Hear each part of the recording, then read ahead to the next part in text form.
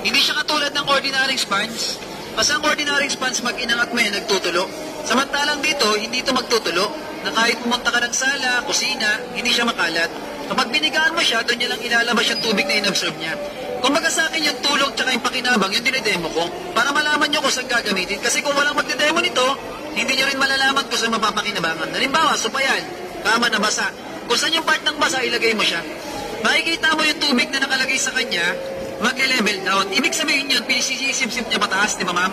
Tsaka ang nabes pa dito ma'am, sa ganitong uri ng basahan ma'am, pwede nyo rin po siyang gamitin na dryer. Halimbawa madam, nabasa yung damit. Di ba madam, nabasa yung pantalon. Pag basa yung pantalon ma'am, ang ginagawa nyo, dryer, nila laundry, ma'am, binibilad sa mainit na area. Yan ma'am, mula ilalim hanggang ibabaw binasa ko. Para mapatunayan ko sa inyo dryer, kasi mahirap naman ma'am, magsalita lang na walang pinapakita, di ba ma'am? Ngayon ma'am, yung ilalim yan basa. Kung gusto mo siyang tuyuin, pabatok mo lang to. Ma'am, pag binatok mo yan ma'am, sisipsipin niya yung tubig, di ba ma'am? I-absorb niya. Kapag nakasipsip na siya ng tubig ma'am, papakita ko sa inyo kung gaano karaming tubig yung sinipsip niya. Kapag binigaan ko ito ma'am, halos 30% ng liquid yung inabsorb niya. Ngayon, paano siya tuyuin ng pabilisan? Ang gagawin mo lang sa kanya ma'am, ganito. Habang dinadaanan ko yan ma'am, naglalight na yung kulay ng tela.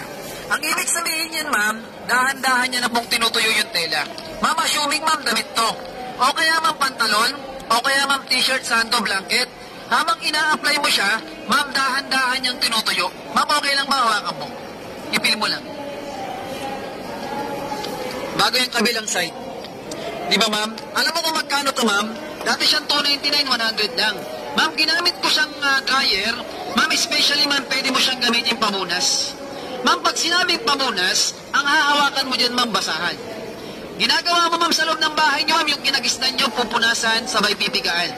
Ma'am, dito, hindi ko kailangan pahirapan mag-isip kayo kung saan gagamitin to. Ako na mismo nagpakita ng aktual na demo kung saan mo siya gagamitin. Pamunas sa lamesa, ma'am, pamunas sa lababo, ma'am, pamunas sa kusina. Ma'am, kahit sa body ng kotse, body ng motor, malinis na siya. Ma'am, subukan po nating lagyan ng dumi. Ma'am, pag sinabi nating toyo, ma'am, mantika, suka, patis, kumapit sa basahan mo, ang ginagawa mo diyang kinukusutan, nilalabahan. Ma'am, ito yung basahan na may pakinabang. Kasi minsan ma'am, may kasama ka sa bahay, malakas kumain, pero walang pakinabang. Kung gusto mong tanggalin yung dumi niya, ang gagawin mo lang sa kanya ma'am, kukuha ka lang ng tubig na malinis. Ma'am, yung tubig mo na malinis, lagyan mo ng sabon para madisinfect yung amoy. Ang basahan mo ma'am, kinukusutan, nilalabahan. Sa akin ma'am, hindi ka magkukusot, maglalaba. Pinipigaan lang to.